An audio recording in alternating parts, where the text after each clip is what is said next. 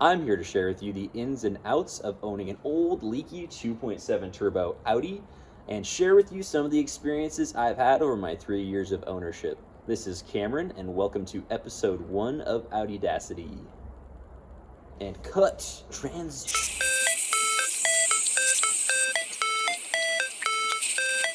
This is my 2002 A6 2.7 turbo 6-speed Avant Quattro. Now you might be wondering at this point, why should I buy an Audi all-road or really any 2.7 turbo Audi? And if you have any interest in German cars, whether you own one, know someone who owns one, or want to own one in the future, chances are you have that reservation, that certain thing in the back of all sane people's mind which prevents you from pulling the trigger on a purchase. Probably a horror story you've heard from one of your friends, or just the general bad reputation of reliability. All of which prevents you from making a purchase as one for a project or as a daily driver. And from someone who has owned not one, but 3, and daily driven, really, 3 German cars, I'm here to tell you that it's really not as bad as it seems. No, really. You might be wondering why I chose to choose an Audi for my project daily, so to speak, and the real truth of the matter is that the 2.7 turbo is a wonderful engine.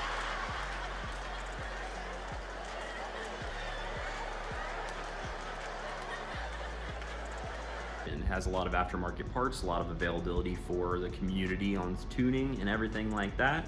So it's a really awesome car to start there. You can get one in a sedan, an S4, you can get one in an A6 2.7 turbo if you're looking for something a little bigger, or if you're a crazy person like me, you can get an all-road, which has the 2.7 with either the Tiptronic or the manual transmission, but it also has the air ride suspension that you got to look out for as well. As far as platforms go, this one's not the best, but it's a real rags to riches story. I basically spent $700 on the car, bought it from a crappy trailer park, and just ended up driving it back home, smoke and all. Out of any of the cars I could have bought, this one is definitely one of the most practical. The 6-speed manual on this car makes it ridiculously fun, and I have plenty of room in the back to go camping and roof rails on top to put all my snowboard, man.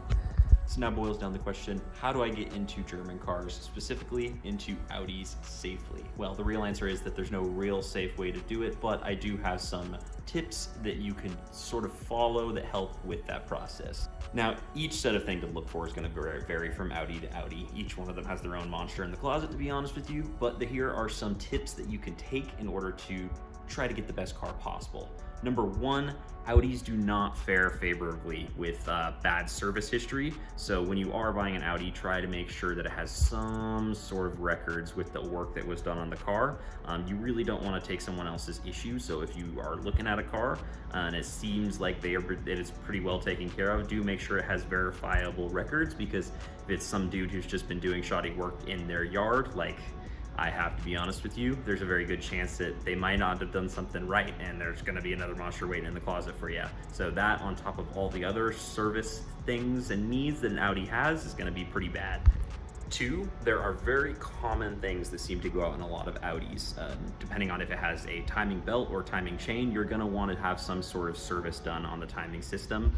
With a lot of the newer cars, they use timing chains, and they have really bad tensioners. And really bad guides. The plastic guides just end up breaking, and for the belts, they wear out a little bit faster. I've broken one on one of my cars and it went out at like 90,000 miles. So that's a monster in the closet right there. 2, the multi-link suspension, pretty crappy. So it generally tends to go out pretty quickly on these guys. The Tiptronic transmissions are prone to failing, but I do not have to worry about that because I got 6 speeds. Like all 2.7 turbos, mine is prone to oil leaks. Thus the outdoor mats underneath it, so the driveway doesn't get all oily. You can't really see them that well, but the KO3s, which are back there, I assure you, are prone to exploding if you put too much power through them. Luckily mine's bone stock, so I don't have to worry about that. Like all German cars, it has a complicated PVC system, which is prone to cracking after age, and it has a ton of coolant pipes, so it is also prone to coolant leaks. Luckily mine doesn't have that. And last but certainly not least, the air suspension is prone to all sorts of leaks on the all-road. Womp womp. So, you want to buy a first-gen Audi all-road. Well, here are some things you want to look and listen for during the process. Number 1, make sure that the air suspension has been serviced.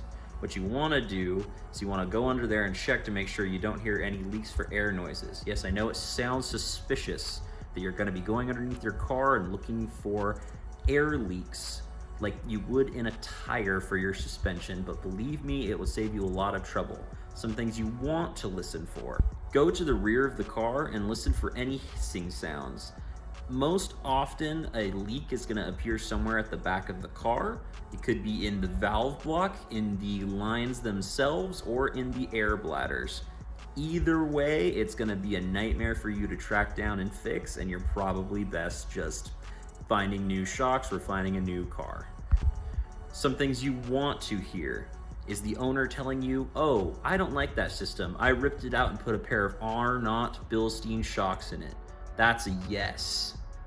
What you don't want is for them to say, oh, I had no idea it even had air suspension. I've never serviced it, but sometimes when I park it at night, it's deflated in the morning.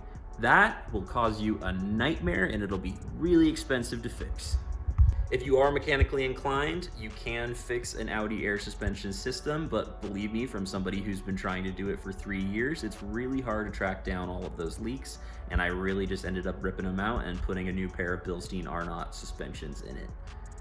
Give the suspension a few bounces. If it makes a clunking sound like mine just did, then there's a very good possibility you have some worn bushings or potentially a whole entire multi-link suspension system that you gotta replace. Is the turbo making a high-pitched whining noise when you rev it? Is it smoking out of the back of the tailpipes? Those are both really bad situations and somewhat likely for a 2.7 turbo since the KO3s like to explode quite often. In both of those cases, there's a very good chance you're going to have an expensive bill waiting ahead of you. Do you have any warning lights on? It's an old Audi, so it's very likely, but make sure that you get those codes read. What you really don't want to look for is timing codes or codes otherwise linked to the emissions system, because if you live in a place where emissions testing is done regularly, that's going to be a nightmare later. Listen for a whirring sound in the engine compartment when it first starts up. If you hear it, it's likely that your secondary air injection fuel system. If you hear it, it's likely your secondary air injection system is working. If it's not, then there's a really good possibility you're gonna have a lot of emissions nightmares in front of you. Run the AC. Are the fans moving? If they're not, then there's a very likely chance that the Audi all-road is going to overheat. They're quite prone to it, especially in heavy traffic or high temperatures. And if you have an overheating issue, chances are it could be the water pump or one of the 3 cooling fans that are in the front of the car. Timing belt making noise when you first start it up. Is it continuing to make a noise?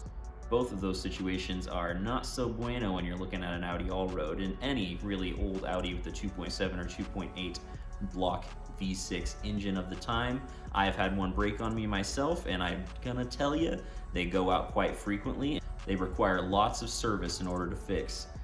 Full front of the car has to come off. Probably best to stick away from one that hasn't had it done in a while. You probably shouldn't own an all-road if you don't sort of have any mechanical inclination, because given the chance, these cars will bankrupt you. So if you are one of the people who generally has to take their car to a mechanic, I definitely would not recommend owning an old all-road.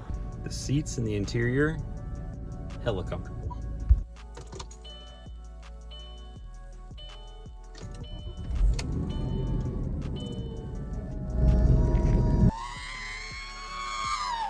Thanks for watching episode 1 of Audiacity. Check back next week as we rip out the old air struts of this car and put in some brand new coilovers. And remember, fellow Volkswagen Audi Group drivers, if it's leaking oil, that means it's got oil. Wait. Remember to like and subscribe, and to my fellow Volkswagen Audi Group drivers, remember to keep that oil level topped off, the check engine lights away, and I will see you in the junkyard. Bye. And transition.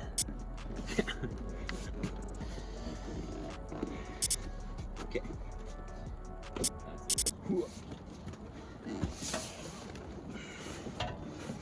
Thanks for, wait. Let me fix my hair. Crying children. Great. Crotch goblins. And remember, Volkswagen Audi group drivers, remember to wait.